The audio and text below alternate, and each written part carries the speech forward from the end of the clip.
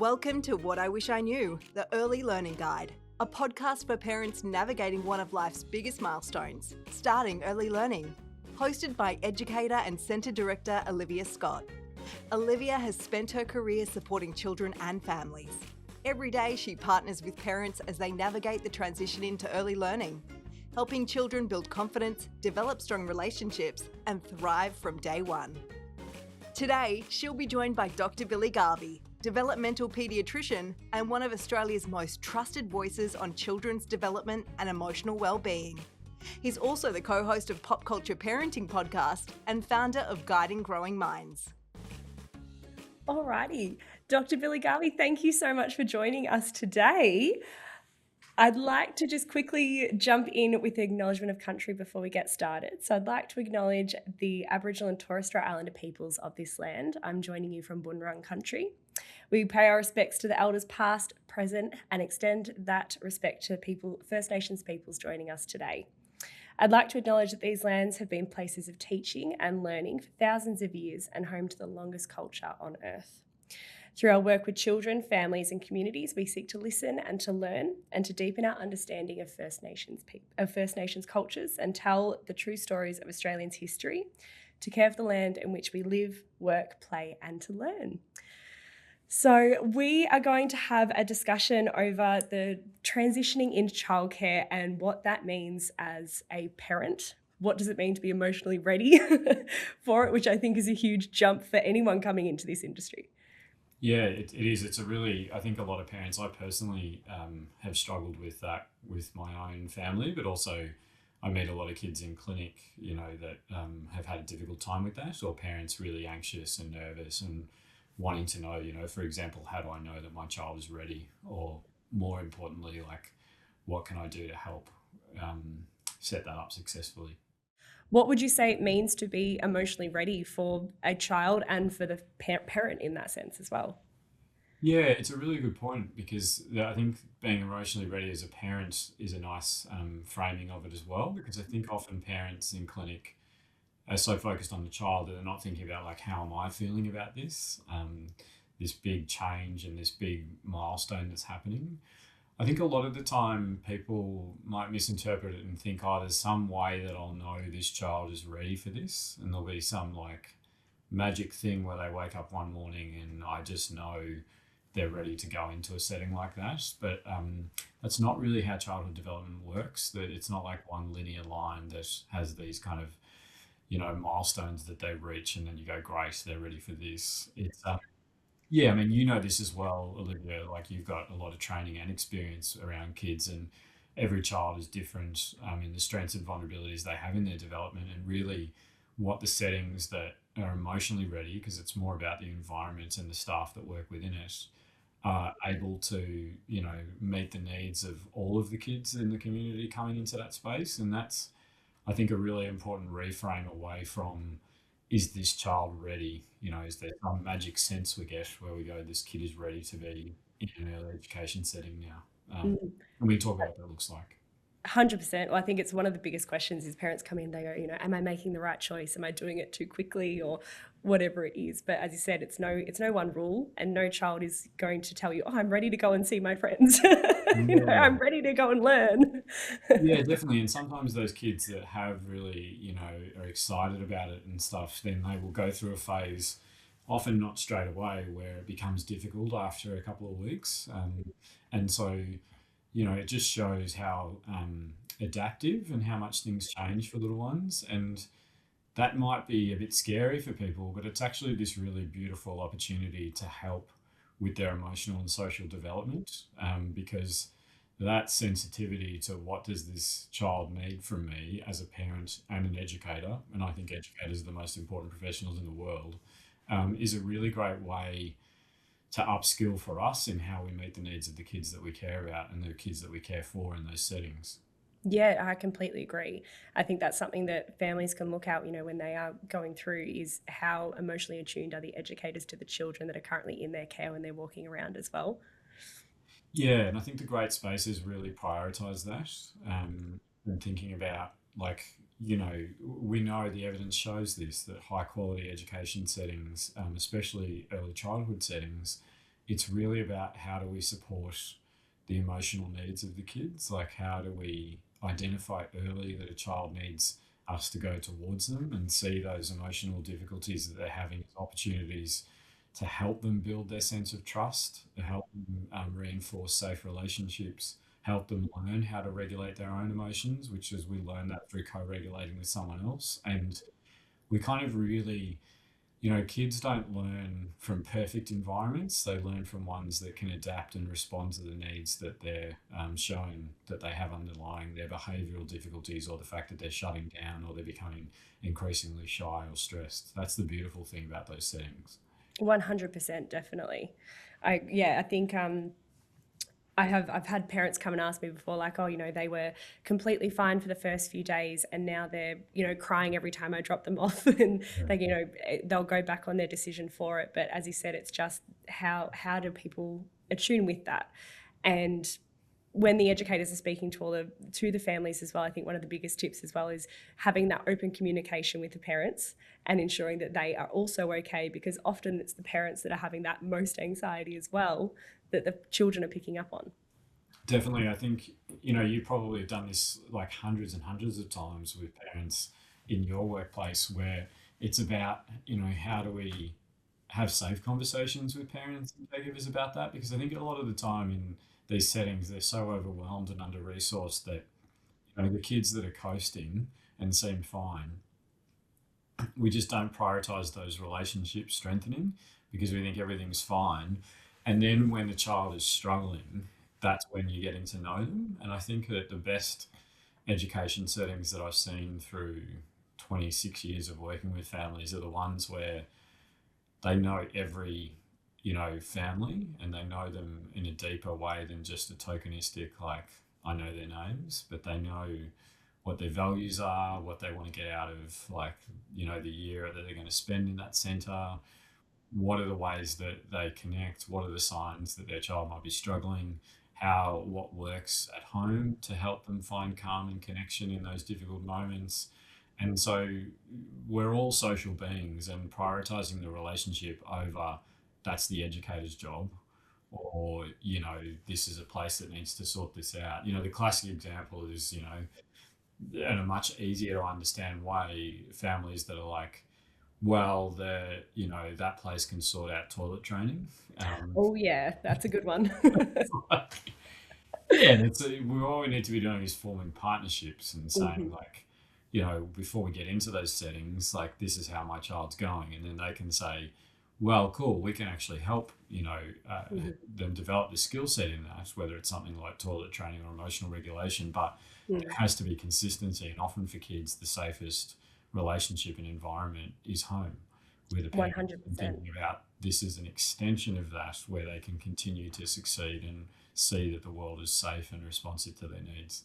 Definitely. I think it's, the representation of the circle of security is such a important thing when you're explaining it to a family, especially, they're primary educators, and then we become part of that circle of security as well when we do care for children, and we become that secondary person for them in their extension of home. Yeah, it is, and people might not know because it's exceptional to hear you talk about circle of security, but it's really a framework that's taken the work of Ainsworth and Bowlby and thought about attachment, and essentially the idea, all of this, Olivia, but the idea is that we are this safe harbour for kids to extend and go out of the world physically on the playground. They might be nervous and stand by our side, and then as they become more confident, they will physically extend beyond us and move away from that really close proximity, but also emotionally and socially as well.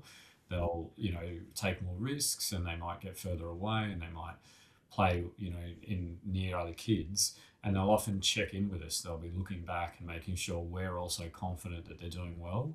And then that's half of the circle, and the bottom half, or the other half of the circle, is when they struggle, they can return to us safely. And it's also about us going to them and seeing that that's the support they need. But I think circle of security is a great way to frame up all of the, 80 years of attachment research that's shown how important it is for kids to feel safe and secure and seen in the world. So, and I think that early childhood education settings are this exceptional way for that that safe harbor to extend beyond the family home. And that's why I'm such a big advocate for, kids being in high quality early education settings, because there is a richness to them that is much more difficult to replicate at home, especially parents that are working and have so many other strains on their resources. Oh, 100%. And when you think about moving into, the transition itself, why is it so important for young children, that transition phase into early education? Yeah, well, it is that real extension. It's, broadening out the horizon of what the world is to that child. And I think those transitions are a real test of like, how much am I safe? How much can I trust the broader world? Am I going to be supported? Is this a place that I can have an opportunity to stretch, to learn new things, to experience, challenges on my abilities, but in a place that's safe and responsive to this is a safe extension. This is me broadening successfully, beyond my zone of what I'm capable of, or catch me when it's too much and this is a too overwhelming. And those transitions in all of our life are challenges. They can be, really amazing opportunities for fresh starts or to broaden our horizon, as we've been speaking about. But we can also fall down during them. And it's important that, especially as kids, but actually through our entire life, that when we struggle with transitions, it's relationships that actually support us through them. And I think a lot of the idea of resilience being something that kids just need to grit their teeth and go through this is really detrimental, especially kids that might be struggling. Hugely, yeah, definitely. And I think, as you said, the prospect of just get on with it, you'll be okay. It's so detrimental, especially in their future development as well, because that is the foundation of how they're going to process things in when they grow up. So that, being able to recognize that and see that and show them that you are there for that security. And yeah. Yeah, definitely, because it's that, I think a lot of families understandably are like, well, no, they should be home. But we know that there's this big school transition, and we know there's more kids starting school nationally with developmental vulnerabilities and risks than there has been in a very long time, since we've been measuring it actually. And that national data shows that increase. And we do worry about, just the missed opportunity of being in early childhood education settings that are really rich, because there is obviously the emotional regulation components. There's an adult that can help me here, that can show me that I'm safe in other relationships outside of my parents. There's also the social peer opportunity as well that exists. This is a really important transition time in those years for kids to succeed, initially in parallel play, but then start forming relationships. We know that the early beginnings of the development of pro-social behaviours such as empathy and compassion and caring, also healthy assertiveness and conflict resolution, and to be able to be in a space that has the capacity to proactively give rich opportunities with scaffolded support to succeed in those skills, but also to notice when a child is struggling with it and that they actually need more support than a typical child, is a really important opportunity to catch these kids earlier so that they don't land at school. And we're talking about nearly a quarter of kids starting school nationally in Australia with developmental risks and concerns. So it's pretty worrying. Early intervention is just the most important thing, I think. And I'm so happy to see that development in that and the acknowledgement of how important it is that we can get on top of these things when they are in that 3-year-old and or even toddler sometimes, but setting them up with those strategies prior to going to school. They're going to go to school with already a proper plan in place, and those strategies how to deal with that, to regulate emotions or whatever that is. They go to school ready for that as well, and that will make such a huge difference, especially going into that environment. Yeah, definitely. And I'm really lucky that my daughter now has just gone into a new centre, and it is exceptional. And it's a smaller place. You might look at it and say, it's not very big, it doesn't have much play area, but the staff are just exceptional. They are really, that it's not a, we know each other, they care about her, they understand her, they're really invested in how they can best support her, meet her individual needs, for her to succeed, for her to be celebrated in that space is a really important thing as well. Like, the previous places she'd been, she would have never been confident enough to go in dress up, like just because she decides that morning. but she does almost every day at the current place because they just really celebrate that about her and help her feel safe. And that's because of the quality of the relationships that the educators build, and then they scaffold that support with her peers as well. And it just shows how important it is to look beyond the kind of superficial elements of a centre and say, what are the educators like here, and what are their values, and what do they prioritise? And so that's why, and it's had such a big influence on my daughter. Like, a lot of the kids I meet in clinic, I wish they could be in a place that was as great as the place that my daughter goes to. Mm. Oh, I love that you've said that, especially about it's not all about the aesthetics and the superficial things when you walk into a centre. It's what you feel, because you'll always get a feeling when you walk in. What are you hearing? What are you smelling? What are you, are you smelling the, onion that's been baked in the kitchen for lunch that day? Are you seeing the kids running around happy? And I love what you said about the dress ups as well. I think, when you see a child walk in that they've dressed themselves that day in about 1,000,000,001 clips in their hair, that's something huge to celebrate. Definitely, it shows how much they feel safe and they feel a sense of belonging in that centre. And I would argue, I'd love to hear what you think about this, Olivia, but Yeah. the more time I spend in this system, the more time I think that these places, including the hospital I work in, are actually the publics. They're not, the administrators or the staff even. And the best kind of any community service really are the ones where the community that, attends and their kids go there, they feel ownership of it. And I think it's a really interesting thing to think about.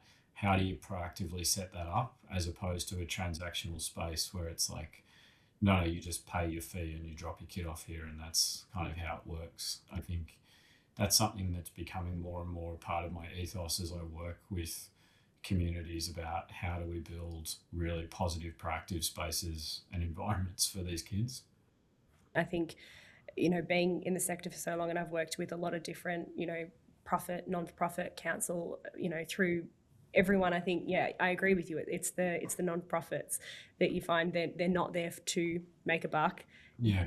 Their priority is the children and quality of those education, not just for the education of the children, but the quality of education for their educators. The training that goes into it and the thought behind that training is so personalized to the centres as well. And I think you have more access to gain more knowledge specific to the children that are in your care as well. So that's a huge part of it, why I love the company I work for as well, is I have that access, especially through, things like Good Choices in the first 5 years. You can access all of this incredible quality education and knowledge at your fingertips. Yeah, and it's interesting as we're learning more how much, and I know those resources prioritise this as well, and that organisation around the social and emotional development is the bit that really, needs a lot of attention, and just making sure that, how are our kids tracking and how do we prioritise that, and how do we understand the individual needs of this cohort as well is really interesting to think about, as opposed to like some external universal program that costs a lot of money that comes in, and that's going to be what we do. And I think once we've gotten into the transition into early education, what do you think is something that families should look out for in the first few weeks of their early education time?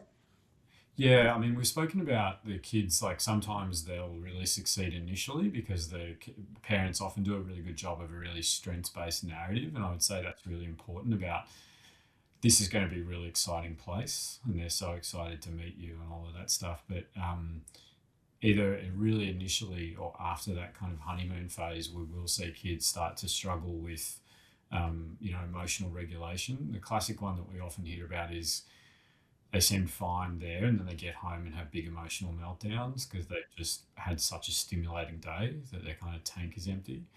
Obviously shutting down and being shy, outbursts, difficulty with sleep, those are all signs, maybe appetite changes, just exhaustion can happen because they are so, such stimulating environments, and kind of being ready for that as really typical experiences that a lot of kids have because these transitions are so big and these, these environments can be quite demanding on these kids, but, often in a really positive way that actually helps them progress towards their potential in terms of even their academic development and the richness of their language and things like that. Hugely. I think what you said before as well, especially when it comes to toilet training, for instance, I hear a lot of families going, they're perfect at home, no accidents at home, but they'll come home with 5 changes of, wet accident pants at the end of the day. But, as you said, it's a stimulating environment. There's a lot going on. So what they may do at home compared to how they are in a childcare environment can be different.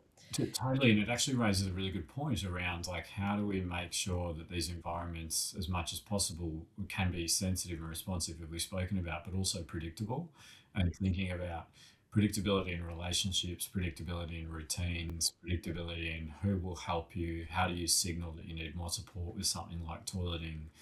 It's okay for accidents to happen, but seeing them as a sign that the environment might need to be more supportive or adapt in some way. And parents and educators really working together on that is really important because, it can be lots of things. It can be a sign that the child is just distracted because they're playing so much, that they're actually a bit intimidated by that toilet. They get a level of support at home that the educators are not aware of or can't provide.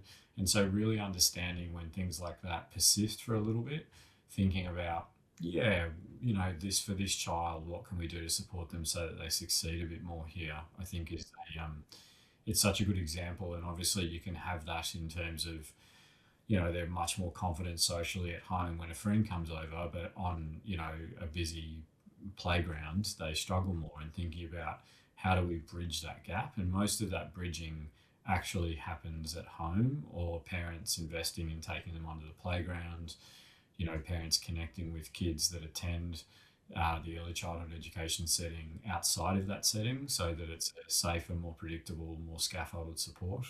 Um, and then they get to the point where they then really succeed on that playground. I think the social relationships and experiences that kids have in those early years can really set them up for huge success. And it's interesting. I'm sure you agree with this, Olivia. Like, it's also really important for us as adults to recognize how we're going with that. Like how are we going being in this new environment? Often kids will need more from us in the time they have with us because there's less time. They used to be with us the whole day, and now it's just in the mornings and in the evenings. So we have to think about those are probably times that we need to be 100% present and make sure that we playing with them, engage with them, being led by them, connect with any difficulties we have. Like, I felt huge levels of guilt around all of my kids and how much time I spend away from them because of work, and I have to connect with that and validate it and process it and find healthy ways to deal with it instead of burying it or just beating myself up about it. 100%. I think the check-ins with the families are just so important, and it's almost equally as important, as from a director's point of view, obviously I'm not in the rooms all the time with the children, but those check-ins to make sure those families are okay. Because as you said, that the guilt of leaving your child in childcare instead of having that full day, it's okay, but it's also okay for the families to feel that as well. But helping them through that is so important.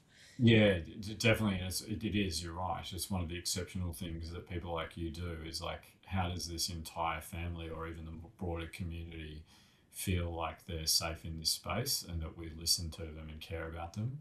Yeah, Yeah, yeah. 100%.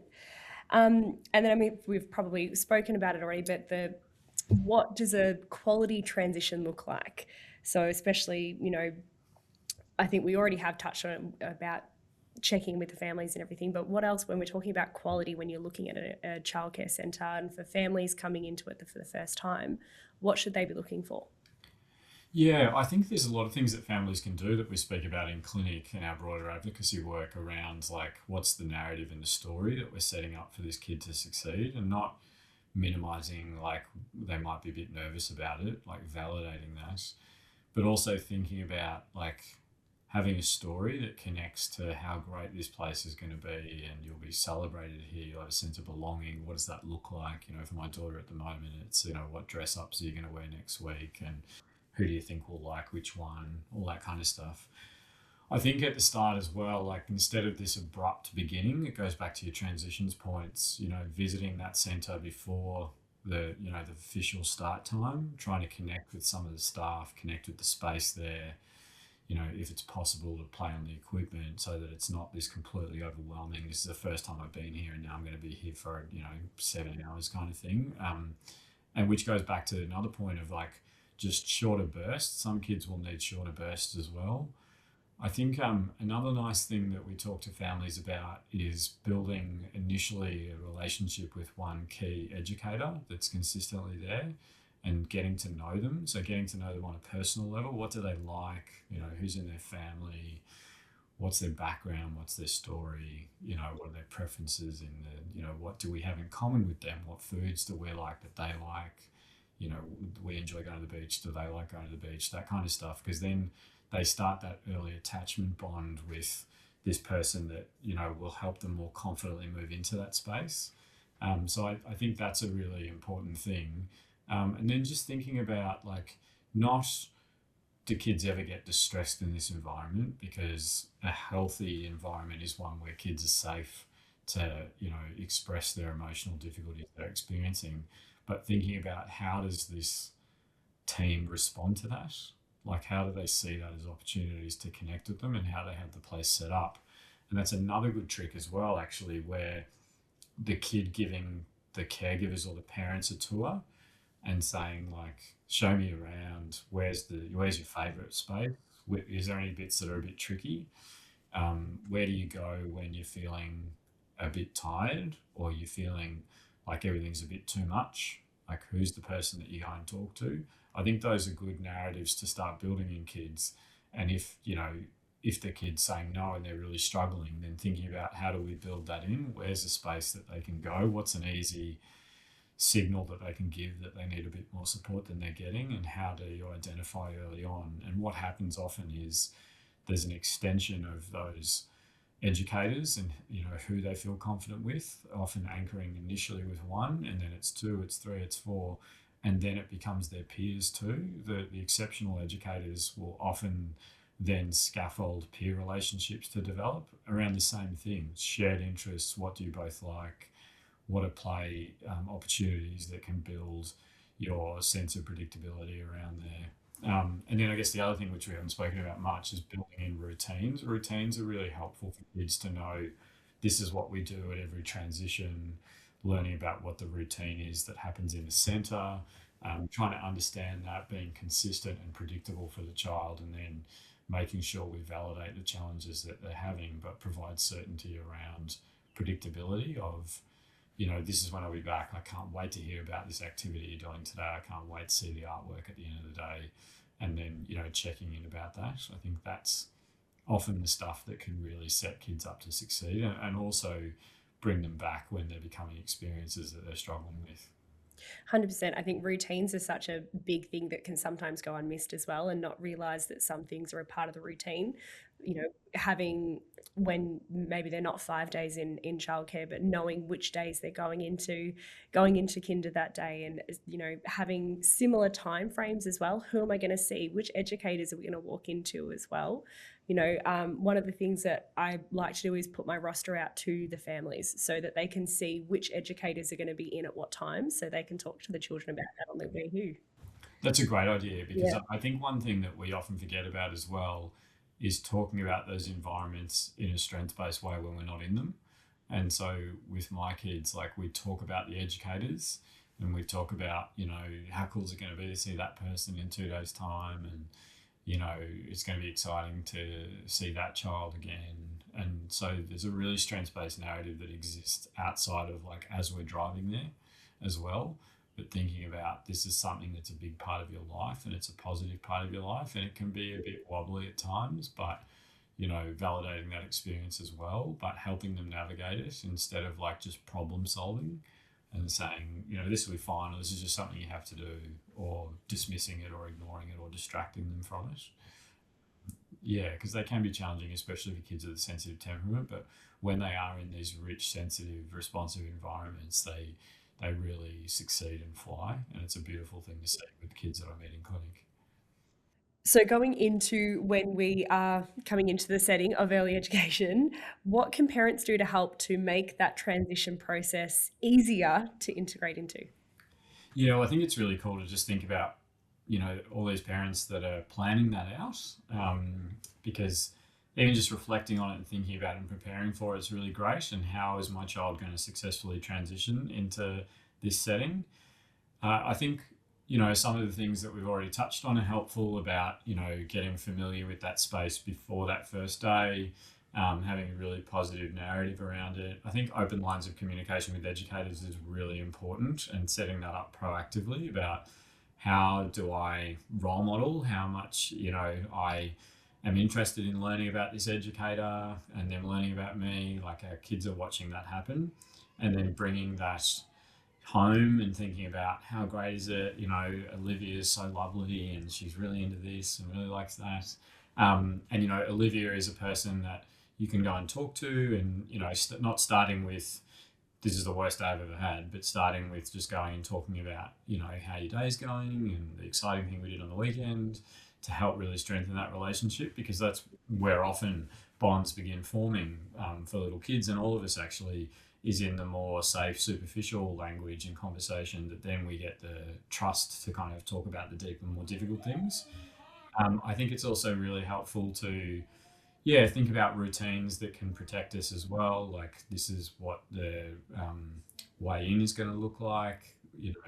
Having some autonomy in it is really important. Like, where do you think your bag should sit? Who's going to carry it in? Like, I do all those things with my daughter so that when she makes that transition, she feels like she has a sense of agency.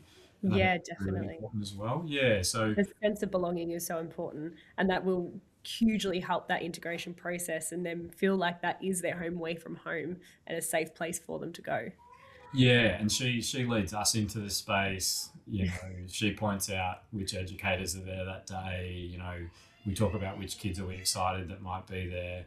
Those type of things are really ways that she can feel like she's at the center of it, and it's Mm. not just happening to her. She's a part of it too. Yeah.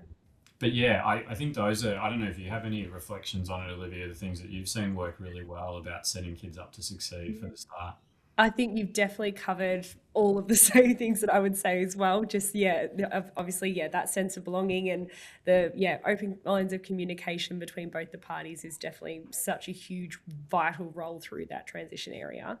But I did want to pick your brain a little bit about when it comes to inclusion. So it's, I know, obviously a huge area of yours, and it's a massive, massive passion of mine as well. So children that coming into the into the sector with additional needs, whether it be with a diagnosis or in the early intervention phase. What are some things that, that would be a scary thing for families to come in and go, how is my child going to be extra supported? What can they be looking out for when they're going through that? Yeah, it is a great question, and I meet a lot of those kids in clinic, and it's pretty terrifying as a parent when you don't have all those additional worries about like what's this experience going to be like for my kid. But I think the beautiful thing about that is that what we're seeing in communities that do this really well is they're proactively building relationships with all the professionals that work in this space. So like if the child has therapists currently involved through early intervention, how do they contribute what they know are the strengths-based approaches to support this child from a sensory perspective, from a language perspective, from a setting things up, what does the routine look like, and how do we benefit from the preferences this child has. If they're not currently seeing a therapist or a developmental paediatrician like me, then just thinking about how can the places and spaces and ways that this kid succeeds in environments he feels safe be replicated here, or she feels safe be replicated in this environment. And that might be like there has to be some flexibility around the start time, how long that takes, what it looks like, sitting in the space with them. Do they bring things from home that are sensory objects that they connect to that help them regulate? Do we create something in the environment there that makes them feel more comfortable? And I think it is an interesting thing that, I think a lot of the traditional approaches to inclusion were like, we'll do you a favor and we'll modify this environment, or we'll adapt a bit so that you can come. And actually what true inclusion is about is we are a richer centre because Billy comes. And when Billy's not here, we actually miss Billy. And Billy might have things that are different about him, in the way that he communicates, or what things overwhelm him, or his preferences around certain elements of his environment. But what we've seen is when we understand that and harness it, we are all better off for it. And I think that's what true inclusion, I mean, this on a personal and a professional level in terms of like the kids you work with, but also all of your training. Having that sensitivity is how we buffer against them having negative experiences because those needs are not being met. Instead of waiting for things to fall down or to think, how do we just get them through the day, it's more about how does this kid have, firstly, a sense of safety, secondly, a sense of belonging, and thirdly, which every single kid in every single environment should have, they're celebrated for who they are in that space and they walk into it feeling like I'm contributing, I'm a rich part of this, and it misses out when I don't come in. 100%. And I think inclusive practices is a massive part of all educators' learnings now. So because, funding can be quite hard to get sometimes to have an additional educator in. So to have the tools for educators to be able to create those inclusive environments, no matter who they have in their classroom, whether they have children that need them or not need them, because at the end of the day, pretty much all the children are going to get something out of it because they all have those additional needs of what they might need, whether it's more emotional support, whether it is that, social needs or whatever it may be. Having those calming areas, sensory need toys or anything like that is so important to have at all times. Definitely. And it's an interesting thing because my daughter, because of an individual child at the center, is like learning sign language, and she's having a richer understanding, and that's actually improving the communication parts of her brain because she's learning non-verbal ways to communicate that is really rich, and it's tied to a relationship with a kid that she really enjoys playing with. So she has this motivation that she wants to connect with this little boy even more because they have similarities, and similarities are one of the best ways that we form social bonds and buffer against in-groups and out-groups. And they have these things that they really enjoy doing together. And so now she's having this richer experience that's helping her communication development neurologically, because she's tied to this relationship with this kid that she connects with and wants to go deeper with. So yeah, I think it's such an important part of it. And the amazing thing about education settings is that they can be the places that guide all of us in this. When you properly resource educators and put the right support around them and things like that, they can really lead the way in how we do this because of their expertise, the opportunity, the amount of time they spend with these kids. Oh, it's good for the other families as well to be exposed to that as well, because if they would, have a atypical child and haven't been exposed to any type of neurodiversity or additional needs, getting other families to be involved in that as well and learning about that, I think, is crucial. And not to be, them to see, bad kids or whatever it may be, they can get exposed to the reasons behind what's going on and the behaviours that they're showing. Yeah, definitely. Like diversity across every aspect of our culture, our identity, our community, and everything like that is always a rich opportunity for kids because, yeah, if you think you're just at a centre that focuses on one thing, like playing footy, and that's it, and that's every bit of our culture and things like that, there'll be kids that never connect with that, and they will then feel less of a sense of belonging in that environment. Whereas, so across every spectrum, we need to think about how do we really proactively make sure that everyone is represented and feels like their strengths get to play out here, they get to shape that. The other thing that we haven't really spoken about, I know we're coming to the end, is like how do these centres bring the family's voice into the space, and think about, how a lot of the time when we go into communities and education settings, we will do parent sessions where we ask them, like, what are their priorities? What are they worried about? What are the things that they value?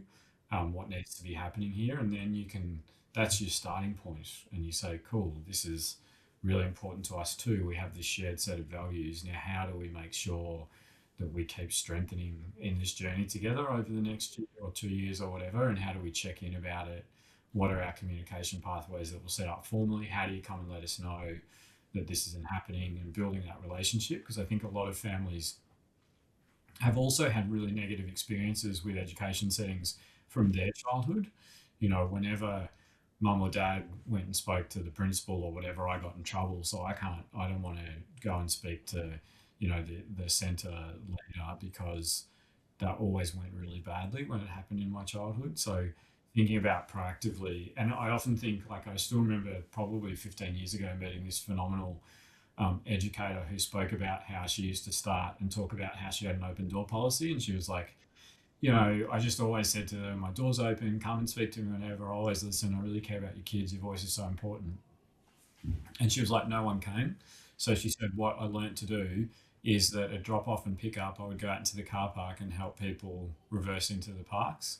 And she said, that's how I learned to establish trust with them, because they just got so used to seeing me there. And it started with how nice a day it was, but then it would often be, I'm really worried about this thing that I haven't shared with anyone else. And I think that relational practice approach is a really powerful one, that thinking about, we all have collective responsibility to how do we proactively build relationships with the people that are around our kids. I completely agree with you. The getting parents to feel comfortable to come and speak to you is something that is so important, because then you will get those really vital pieces of information that will help with the children's integration into that as well. But yeah, making sure that you can see the centre leadership team on the floor with the children. If you walk through the door, they can tell you about that child's day, even though they're not in the room with them. So little things like that, I think, makes parents' lives a lot easier. Yeah, definitely. And you're so right. Like, when all of the educators where my kids go, like, just celebrate my kids, and they'll play and actively engage and be down on the ground. And that's, it's such a powerful thing as a parent to see that happening for your child. Yeah, amazing. Oh, thank you so much for your time today. I really appreciate it, Billy. It's been a fantastic conversation. No, it's great to connect with you, Olivia. I think it's wonderful what you're doing, and I'm really proud to be a part of it. So thanks for inviting me. Thanks for listening to What I Wish I Knew, the Early Learning Guide. For more episodes and information, jump onto first5years.org.au.